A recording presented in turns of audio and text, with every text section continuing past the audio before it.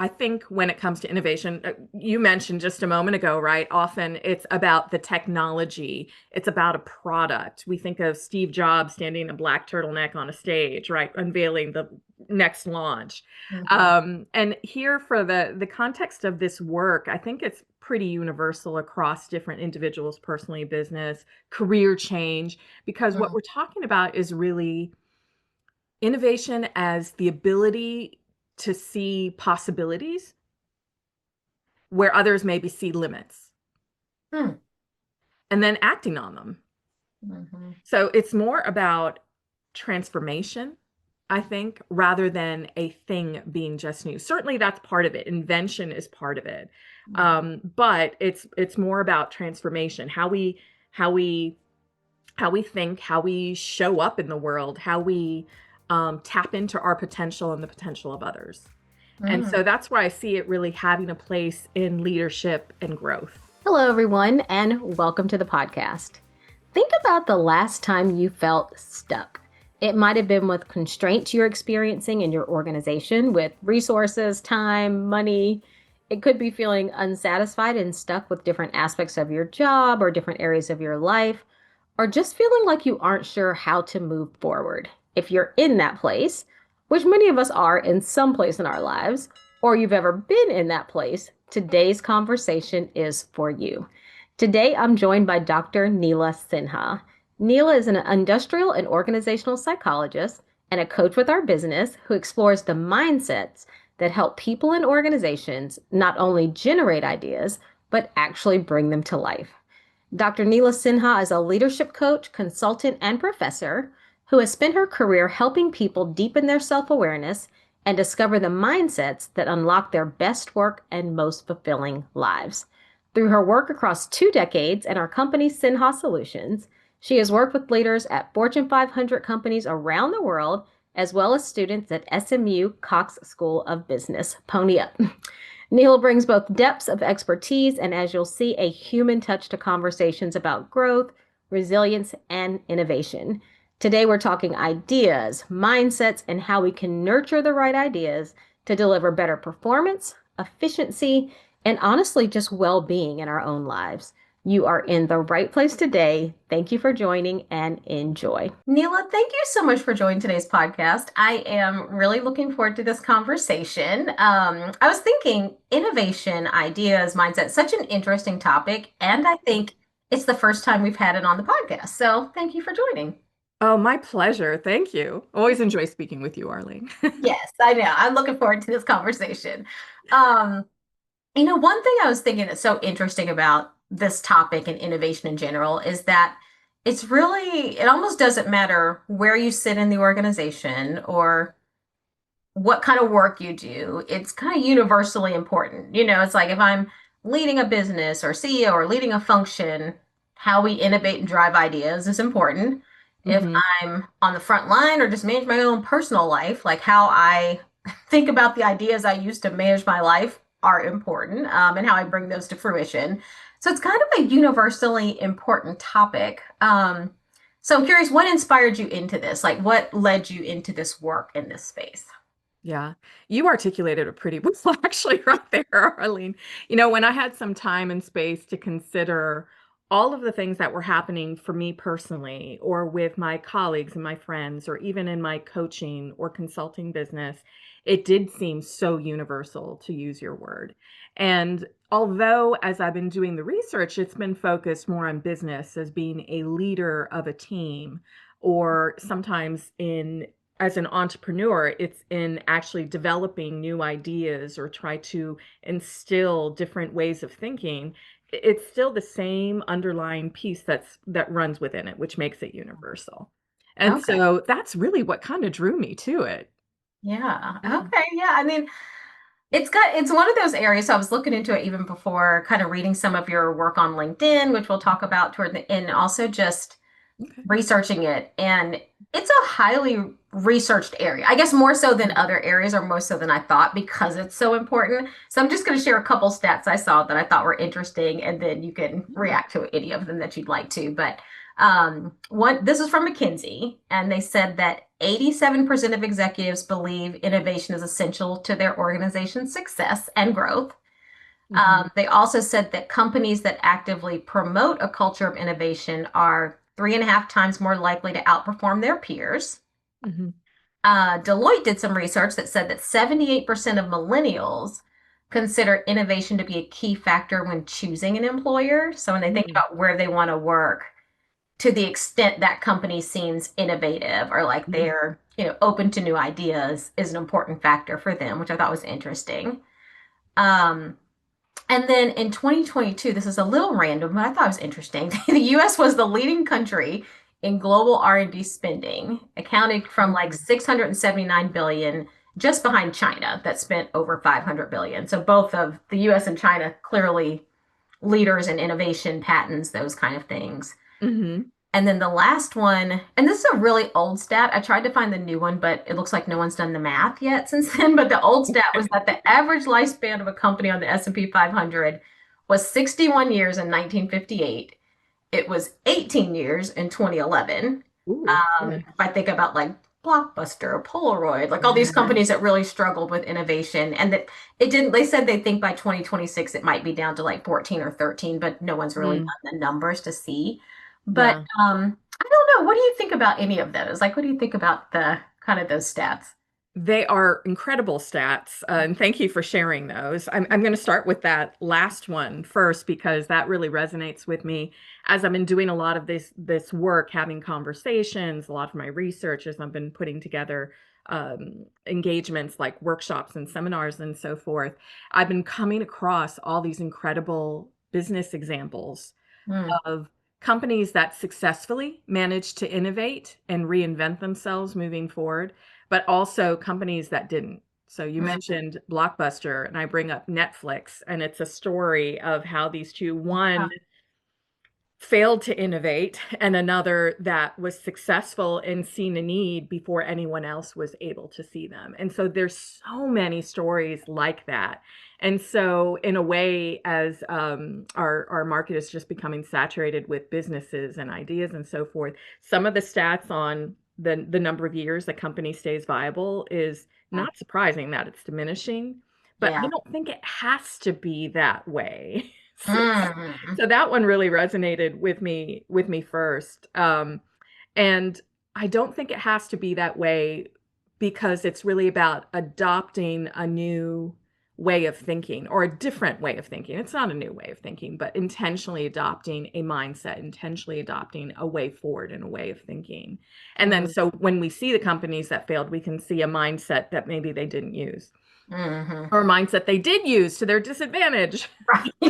And those that are successful, hey, here's what they adopted and how they moved forward. So it is Mm, possible for those numbers to maybe not surge again to 61 years, but hopefully when someone does do that whole mathing process, what they will see is, it is possible to stay viable yeah. longer, be relevant longer.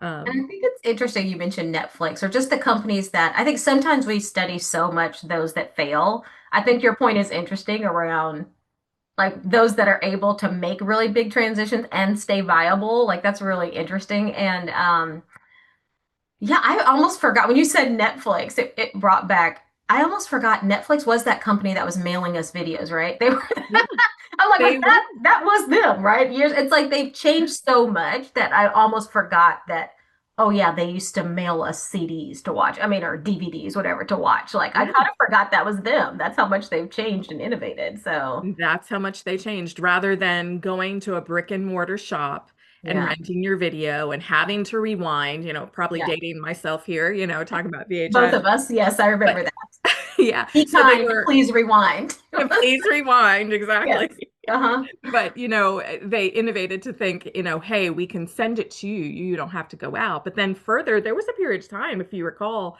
where they had both. Your Mhm. subscription could be we'd send it to you, but we got this thing called streaming, Right. and it was sounded really scary at the time. And look at us Uh, today.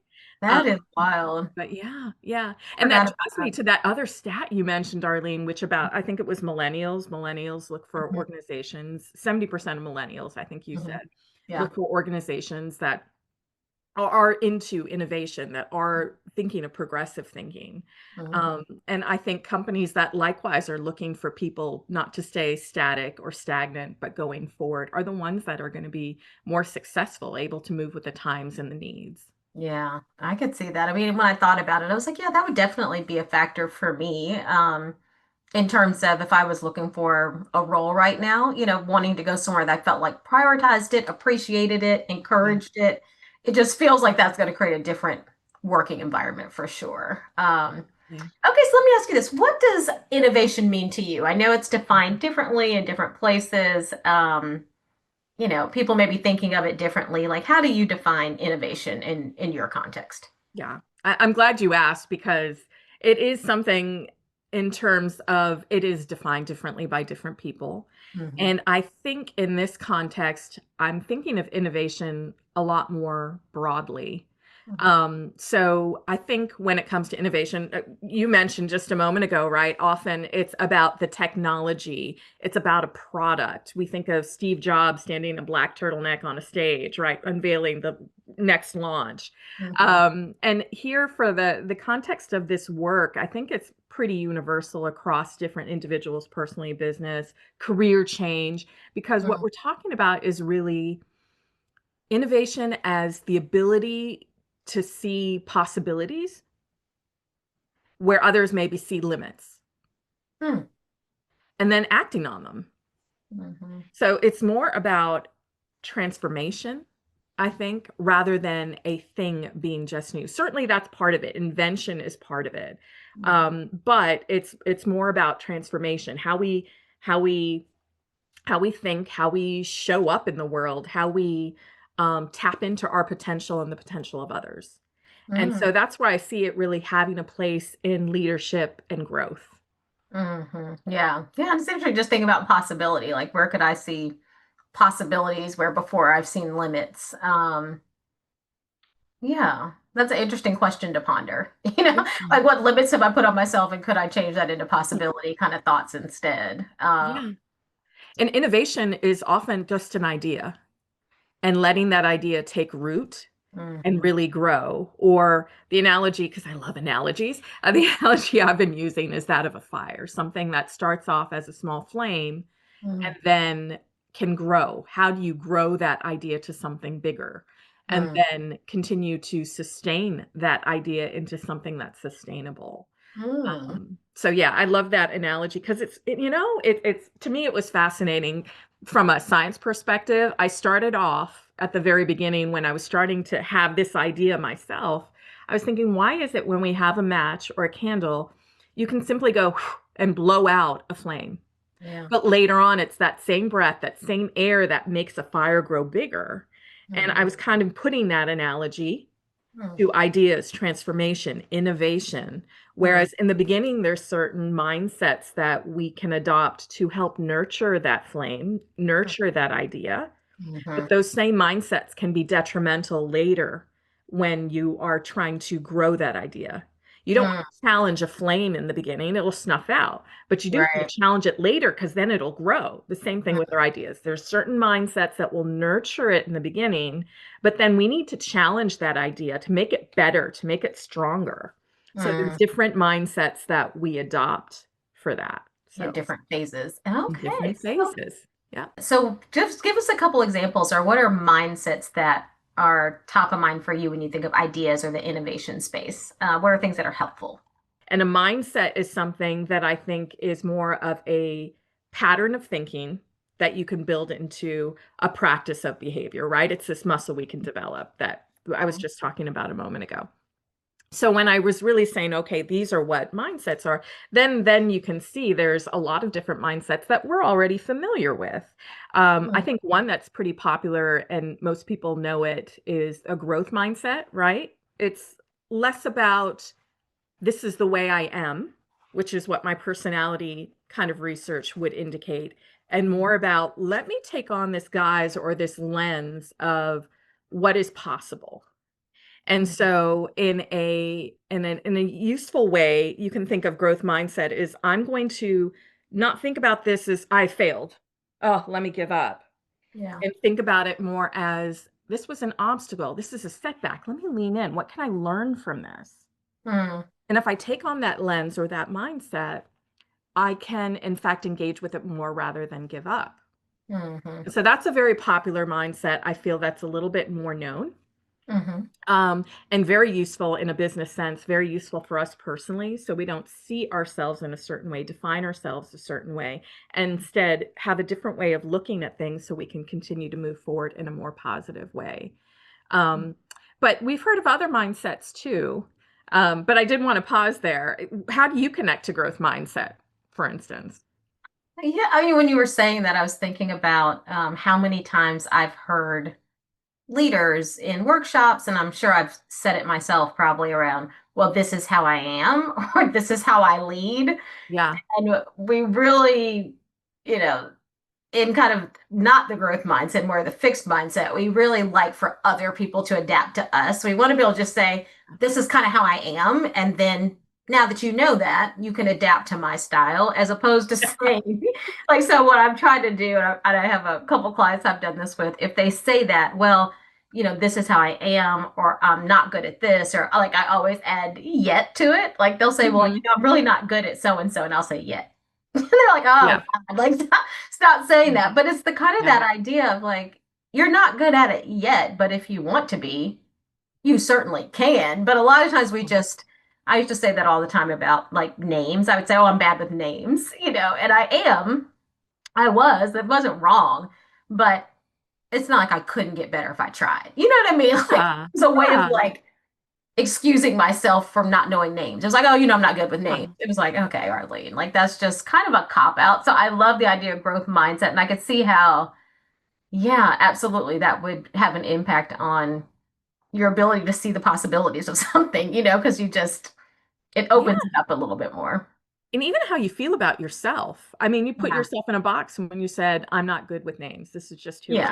am. Yeah. And it's enabling yourself to think about things differently, think about yourself differently moving forward. I Mhm. love that use of yet. That is such a Yeah. powerful tool. And, Hmm. and I drew it back. I kind of wound way back and started talking about personality, because personality is beautiful. That's who you are, and it's a beautiful thing. And we're not saying you have to change yourself, but when we're talking about I'm introverted, or I'm bad with names, or I'm people pleaser, whatever it is, Hmm. that's a tendency. When we're talking about a mindset, it enables us to think about something differently. I can take this on as a tool to become better. It's an Yeah. approach. I Hmm. can I can choose to think and act differently in this situation because it's needed. So Yeah. it's something that is a choice. We can Yes. choose it, Uh-huh. and it's intentional. And so Hmm. that gives us agency, and I find that Yes. really powerful. Who Hmm. I am is great, but hey, I can use this tool and have agency to move forward and Yeah. hopefully lead to, the outcome I want, Yeah. outcome Yeah. that's best. I like to think I'm a little better with names now. Like I Yeah. intentionally try. Like I've asked people, how do you remember names? Like, what do you do? And some friends have shared like what their strategies are. And so you can improve on so many things if you want to. To your point, it gives you agency. So if you want to, you can. Sometimes you don't, but sometimes you don't want to, but you can if you want to, for sure. Yeah. But right there, you've demonstrated a growth mindset by just even endeavoring to think, hey, maybe I could get better at this. I Yeah. haven't historically been there, but I can get better. And you Mhm. haven't gotten my name wrong yet. So, hey, it's working. I'm I get your teasing. name wrong. I'm just teasing. I adore you too much for that. Okay, so But tell there us are, another. yeah, Go ahead. please, No, please. what were you gonna say? I was just going to say, I focused on that one because it's one that people know, but there's so many other really pertinent ones for today's world that Yeah. we work in, and maybe less obscure, kind of collecting a lot of different thoughts and research and ways of thinking. But, resourcefulness or resource mindset is one in this day and age where I feel oftentimes, whether it's personally in our lives, there's certain limits or restrictions that, and, we always have the answer why we can't do something, right? And Mhm. in business too, maybe we don't have the time, maybe we don't have the money. So that could be one that's more needed in today's mindset. Instead of saying, here's why I can't do something, it's rather, well, what can we do with what we have today? And that Mm, likewise can be a mindset that we don, a lens we take on to look at something differently because the way we've been looking at it likely hasn't been helping us up until now. So it's mm, an invitation to say, hey, okay, we're stuck by thinking like this. How mhm, can we just use this tool of a resourceful mindset and maybe look at it differently? Does that help us in any way? And there's mhm, certain situations, certain ways that we're thinking that can maybe be a trigger for us to say, well, hey, I think this might be helpful to us. Let's don this mindset, ask ourselves these questions and see if that helps us get out of our little rut that we're in. So I just wanted to mhm. mention some different ones other than the popular ones too. Yeah, Yeah. no, that's good. And I'm thinking about how many times I've probably been in meetings before and we're just like, we don't have the money to do we don't have the money to do that. We don't have the time to do that. Just, in some of my own internal roles. Um, and I could see how I think what the word is, our emotions, maybe even our energy start to interact with that because I think sometimes we don't even want to think differently. Like we don't want to think about the ways we could. I don't know if you've seen that as well. Like I don't know, maybe sometimes it feels like work. Mhm. It feels like more work to kind of think differently or to try a different way. So we sometimes use those as a little bit of a crutch, maybe, or excuse, if I'm thinking of how I've used it before, um, not to take action. I don't know if you've seen that or not, or if you think that's any of this is intentional. Like, are we intentionally not taking on the mindsets we could? I don't know. Yeah, and you're absolutely right. Mhm. And with emotion of it or like the heaviness of, oh, I got to do something different. Yeah. But I don't know about you, but every, first of the year, start grabbing at myself here going, "Oh, I really could take a few pounds off," right? Or something like that, just to use that as a popular example, because I know that's oftentimes people's, New Year's resolution. It's Yeah. often when the emotion around not doing it, or the emotion around needing to do something is greater than the emotion of not doing something, right? It just outweighs it. And for Mm, me, I've definitely seen it, and I think where the motivation lies is instead of seeing negative emotions as something just that negative, and I hmm. want to avoid that feeling, Yeah. to see them as signs for yourself, as signals for yourself. Like, I'm unhappy with this. This is making me angry. What is this showing me about me? And Mm, sometimes making that the motivation to say, well, maybe this is the drive then to change. But I think it's a building mass thing where it's just, it can be really heavy and hard to think in a different way. Um, but if you want it enough, if you define your why behind it, that can mm, help drive you to be intentional and make that choice to make a change. yeah. And hopefully, if it's something a little easier, asking yourself a question just to look at something different, that's like little baby steps towards it too. Right. Yeah. Okay, so let me ask you this. Can you share an example of either the growth mindset, resource mindset, or a different one, and just an example of how you or someone you know has used it to innovate, lead differently, like used it in a practical way? Oh, definitely. Mhm. Oh gosh, which one should I well, you know what? I've seen it definitely in my coaching, which is where some of this work has really come about. Mhm. Especially when you see patterns across a lot of your clients, or even friends, you kind of hear the same pattern. I can't do this. They don't add yet like you do, Arlene. Mhm. But I'll use myself as an example. You know, as I started working on even putting together some of these ideas and concepts and trying to create a kind of framework or something that helped me talk about it in a coaching setting, or then be able to use it in a workshop or have conversations with people on it. I had the thought of, who am I? Like, okay, yes, I have credentials and I have 20 odd years working to draw from, but really who would listen to me, who would some of that self-doubt started to come into play Yeah. when I analyzed it. It wasn't a conscious thought, by the way. It's just something Mm, that kept me from moving forward. But when I made myself look at it, I mhm. was realizing I had certain thoughts around doubt and whether I was that person. Who am I? So that was a little peeling behind the surface that I used on myself and saw that's what it was. So I kind of started to use this body of work that I've created here on myself. And I said, okay, what mindset here am I donning and what mindset do I really need to use right now? Mm, And what I realized is there's a various reasons why I was not taking action. There was a lot of reasons why I felt that way, but let's put that aside for a moment. What's a different way I can look at it? What's something I can do now about mm, it? And I realized there's something called a narrative mindset where it's sort of the story you're telling yourself. mm, And so for myself, and even creating this body of work, what I realized is the questions was asking myself weren't the ones that were serving me. So let mm, me ask a different question. mhm, And the question became for me, what's a story that I can ask myself that makes me feel good about this? So mm, instead of saying, here's the reasons why I can't do something, it's sort of, well, what is something that I do want to put out there that can be helpful to my clients, can be helpful to my friends, to others potentially? What mm. could that be? So it was asking a different question. So that narrative mindset of the story I was telling myself wasn't a good one. And Yeah. so adopting different questions to come up with something different to move forward was what I used on myself, quite frankly. I find Yeah. that in coaching too. It is sort of like, can we take a moment? What's that story? What's that assumption you're telling yourself right now? Yeah. And can we pause on that? Is that true? Mhm. And Yes. maybe it is, and or someone feels like it is and they're not ready to move, but it is like, let's examine it for a moment though.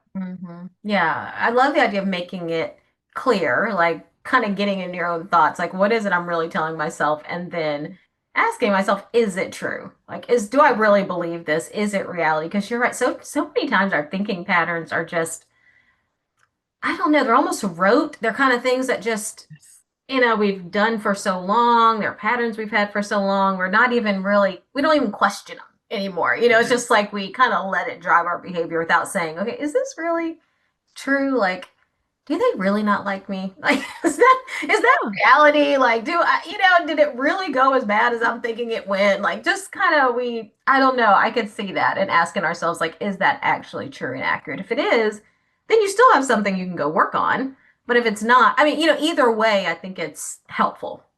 Whether you think Yeah. it's true or not, it still leads you forward a little bit. It leads you forward. And I think a lot of people, we could get into neuropsychology and talk about neural pathways and things like that. But I Yeah. think you're right. We do get in a rut of a certain way of thinking. And, a great question, because a lot of times with mindsets, I'm focusing in on the question you're asking yourself. Change the question you're asking yourself. Mm, But, I love the question of what else could be true. So, did that person, I think in that example you were saying, "Oh, that person doesn't like me," or, "Oh, mm, I did so badly." It's yeah. asking yourself, "Well, what else could be true?" What else You know? could be true? And Yeah. in a growth mindset, you could be like, "Well, I learned something from this, and what I learned was this," right? Yeah. In a narrative Uh-huh. mindset, it could be, "Well, I'm telling myself that story. Let me verify if that story is correct by Is asking some other even people." true. Yeah. I see that so much in relationships. So I'm thinking about the conversations I've had with my husband about things where I'll say, and someone just taught me this recently. I'm trying to, but this idea of the story I'm telling myself is, and then letting the person say what, like, or like, Yeah, yeah, that's kind of what I was thinking, or like knowing it's totally different because the story, to your point, we tell ourselves can be so different than the reality. Um, right. and it actually came up yesterday. I was at a workshop with people who were job seeking. They were looking for Mhm. jobs.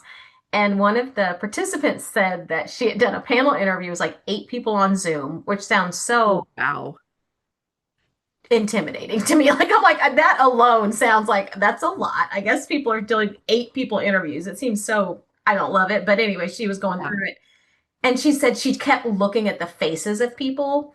And she said she kept telling herself certain stories like, oh, they didn't like that answer. Oh, I'm not doing very well. They don't, like just negative stories about what she was saying. And she said yeah, she thinks it got in her head and then yeah. impacted how she did the rest of the interview. So she decided to tell herself going forward different stories like, maybe they're tired. Like, what else could be true to your point around like maybe they're tired? Like, let me not overthink what someone's face looks like on Zoom. Just telling herself a different story about it. She said to keep her out of like kind of a spiral that she was Yes. in this Zoom panel. So it's interesting you mentioned that because she just shared that yesterday about how much that was impacting.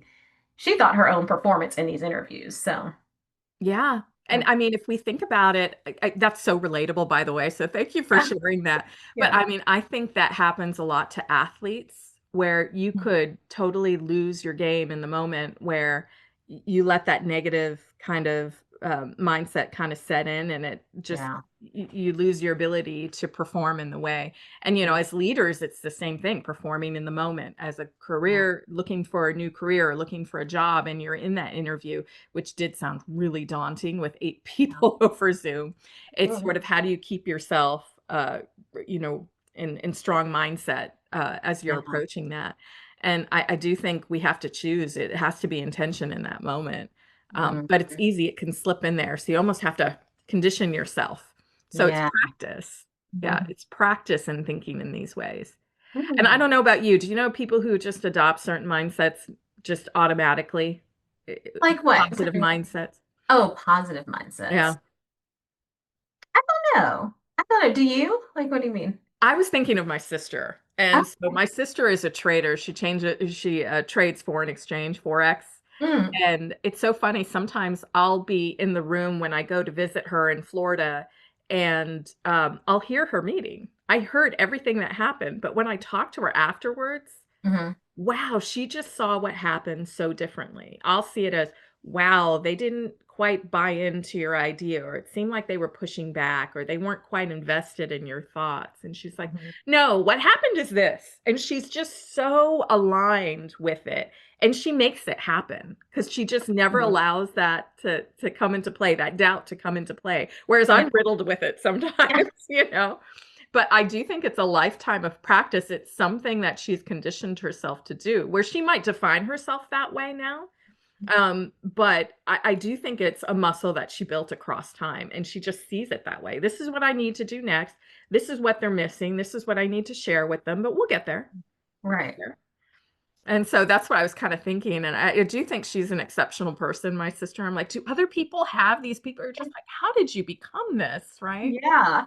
Oh, that sounds exciting. Like the idea to be able to build towards that kind of, because I don't think that's definitely not my current like go-to mindset, I would say. But Got it. I mean, I think that's great to be able to kind of take what works from something and move it forward and not be stuck on what didn't work or what didn't go well or like that's actually, yeah, that would be powerful. It would be. It Mm, would be. yeah. So, yeah, I think this is probably for a lot of people with ideas. It often starts with something at home, with yourself or someone you love. And Yeah. so for me, as I started to kind of pull together all these thoughts, it's really on myself. So what I Yeah. see around me that's working, what I see around me that's not working for myself or others. Mm, Yeah, but so yeah, I think with narrative mindset, that's a big one, that story you're telling yourself, and what else could be mhm. true, I would have to say. Yeah, that's good. So let me ask you this. How can people, I know you train on these topics and you have workshops or seminars, like who do you think those are for? And tell us a little bit about them and if someone wanted to learn more. Yeah, yeah, and, I really could see this, being, these mindsets can be talked about in different ways depending on particular groups or audiences. So I know early next year, I'm speaking to a bunch of leaders who are in transition, looking for Mm, their next role or career as an executive. mhm, And so, in that, it's a group of people that are in a similar situation of looking for that career change or looking for that next step of their next role. And mhm, how do you keep yourself buoyed in your thoughts? And mm, so that's one group where the same mindsets apply. You just the way we would talk about it or think about it to build that muscle would be a little bit more specific for that audience. mhm. But another audience would be leaders of teams. How Yeah. do you not only have this mindset for yourself, for instance, that growth mindset that we spoke about really early on, Mhm, but how do I invite my team to think in this way as we approach X. And Mm-hmm. X could be, the big change that's coming, whether it's in technology or in the business. It could be on a project or initiative that we're having to take on, and think about differently. But it's how do you instill that into people? So not only do I represent and embody that, but how do I encourage that in others? And so that's a whole different skill set as well. Not only do I have to do this, but I have to lead people in there. And how can I invite that from my people? Mm-hmm. So it's sort of a culture moving forward for the team. So, I Yeah. mean, those are just two, but I really do see it sort of, it could be for entrepreneurs who are trying to come up with reaching their clients in new and different ways. But what's Yeah. interesting, it's the same mindsets. We would just be talking about them slightly differently in each of those situations. Mm-hmm. Uh, Yeah, we do. Yeah. Yeah, we need to do a coaching session so you can help me from the entrepreneurial standpoint. But I think I could see how, it kind of feels like I think about just the three of the ones we've talked about, growth mindset, this resource mindset, and the narrative mindset. It's a little bit like one thing I think could be so beneficial because I feel like this from growth mindset, which I was more familiar with um, mhm, before, is kind of like once you see it, you can't unsee it. mhm. So, if I think about like the Matrix, like is it you take the red pill or which one lets you see everything? The red one or the blue one? I The don't, red, the the red red. one. I feel like it's kind of like, I think it could be so helpful for teams and individuals because it's a little bit like taking the red pill. Like once you know me saying, I can't do this because of time, resources, money, whatever. Once you know that's a choice and there's another way to think about it, when you hear it, now you're like, well, kind of actually, I do have another choice. Similar with growth mindset, I think for me, when I first was exposed to that, once I learned that, I could hear myself when I was operating outside of it. If I was saying, oh, I'm really not good at that, then I'd be like, it's like you can't unsee it. So I think this could be really helpful for people. Yeah, to actually adopt a more helpful mindset because it just helps you know it even when you're not in the way you want it to be, you kind of can't unsee it once you see it, you can't unsee it. That's at least how I felt about the growth mindset, and I could see that about these others as well. Exactly, exactly. Oh, you say it so perfectly and so relatably. I love that, Arlene, because it is sort of it's in the room. It's there. Yeah.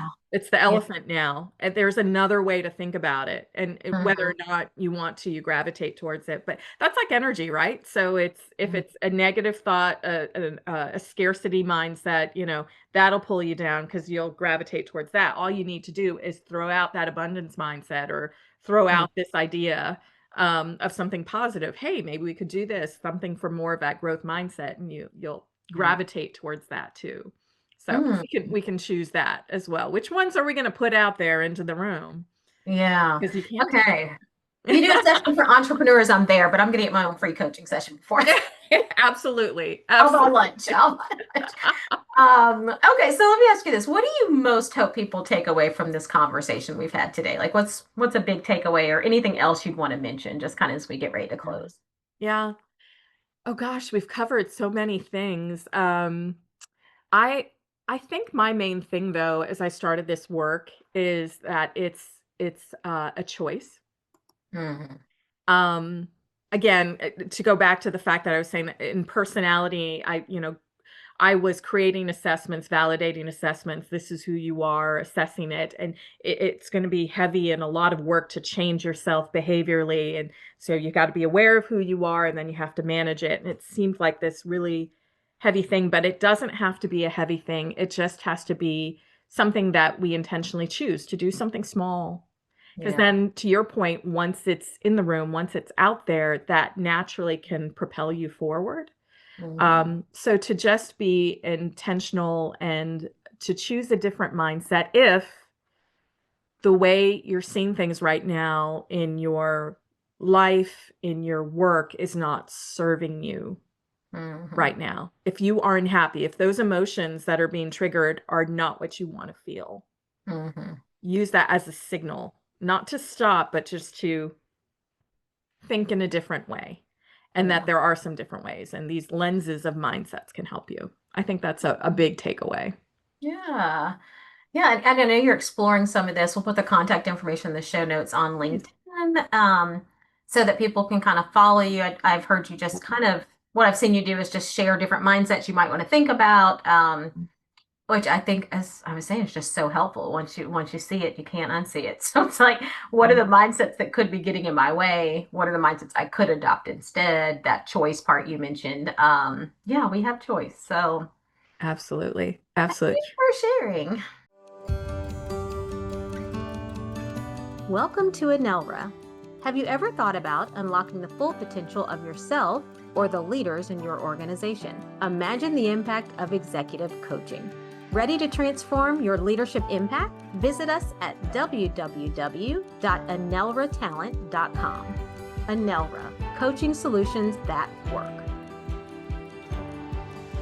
Okay, so last question is, what is one thing you do personally to work well, live well, meaning just create a meaningful life for yourself? Yeah. Yeah.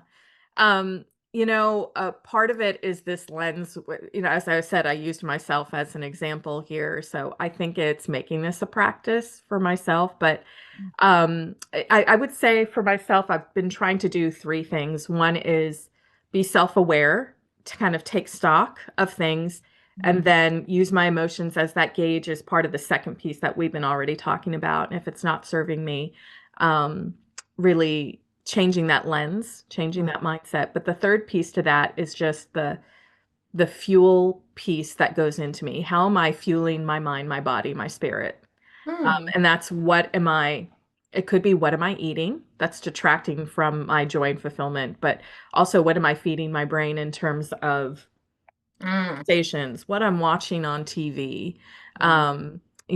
how much I'm scrolling on my phone, things like Uh, that too. So considering that. So I think those three things together are really it's a practice for me, and I can't say I've mastered it, but that's really been helping me as of late through the summer. And as I move forward, that's definitely something that's been assisting me.